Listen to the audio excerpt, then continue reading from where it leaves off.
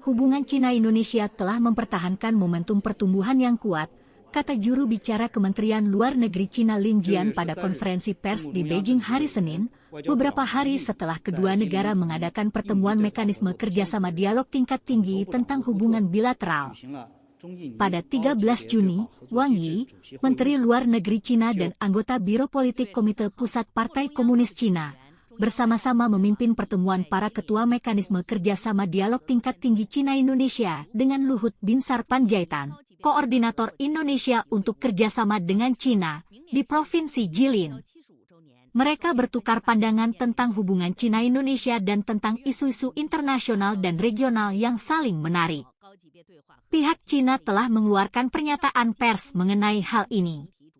Di bawah bimbingan strategis para kepala diplomasi, hubungan Cina-Indonesia telah mempertahankan momentum pertumbuhan yang kuat.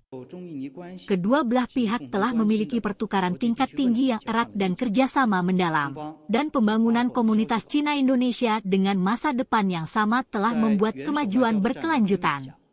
Sisi Cina siap untuk bekerja dengan Indonesia untuk memperkuat pertukaran tingkat tinggi, memperdalam kerjasama praktis, dan mendorong komunitas Cina-Indonesia dengan masa depan bersama untuk mencapai kemajuan yang solid, sehingga memberikan manfaat yang lebih baik bagi kedua negara dan kedua orang, kata Lin.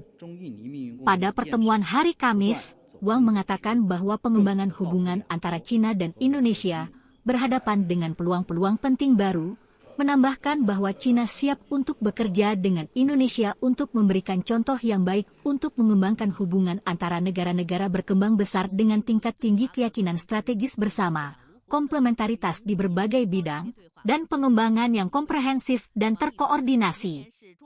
Luhut menegaskan kembali bahwa Indonesia menghargai hubungan dengan Cina dan tegas mematuhi prinsip satu Cina, bahwa pihak Indonesia bersedia untuk menyelesaikan Global Maritime Fulcrum dan Belt and Road Initiative mengoperasikan kereta api kecepatan tinggi Jakarta-Bandung dengan baik, dan memperkuat kerjasama bilateral di bidang maritim, perikanan dan bidang lainnya.